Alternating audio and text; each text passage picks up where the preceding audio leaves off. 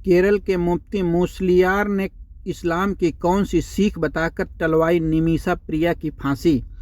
वह खाड़ी देशों और दक्षिण पूर्व एशिया के देशों में भी यात्राएं करते रहे हैं। इसी दौरान उनकी मित्रता यमन के इस्लाम और वहां की शूरा काउंसिल के मेंबर शेख हबीब उमर बिन हाफिज से हुई थी।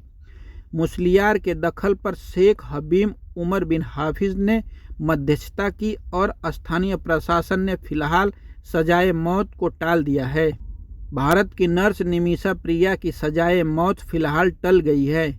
उन्हें आज ही के दिन यानी 16 जुलाई को यमन में सजा दी जानी थी, लेकिन उनकी गृह राज्य केरल के ही ग्रैंड मुफ्ती शेख अबू बकर मुस्लियार के दखल से इसे टाल दिया गया है।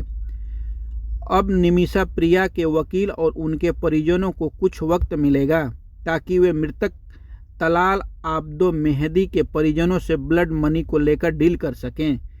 निमिषा प्रिया और उनके परिजनों के लिए यह राहत भरी खबर है। उनकी सजा के लिए तय तारीख से ठीक एक दिन पहले एक खबर आई। सूत्रों के अनुसार ग्रैंड मुफ्ती अबू बकर मुस्लियार के मध्यस्थता से अपील कराने में सरकार की भूमिका भी है। केरल के कोझिकोड में ही जन्मे 54 साल के अबू बकर मुस्लियार इस्लाम के विद्वानों में शुमार किए जाते हैं। राज्य और राष्ट्रीय स्तर पर इस्लामिक स्कॉलर्स की चर्चाओं में शामिल होते रहे हैं।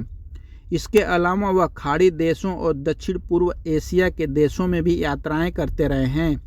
इसी दौरान उनकी मृत्यु यमन के इस्लामिक स्कॉलर और वहां के शूरा काउंसिल के मेंबर शेख हबीब उमर बिन हाफिज से हुई थी।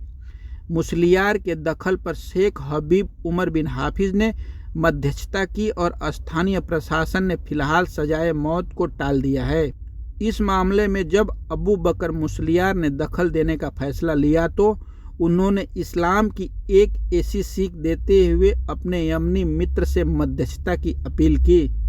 ग्रैंड मुफ्ती मुस्लियार ने कहा कि इस्लाम का एक और कानून है, यदि हत्या के दोषी को मौत की सजा दी जाती है तो पीड़ित के परिजनों को माफ़ी का अधिकार है।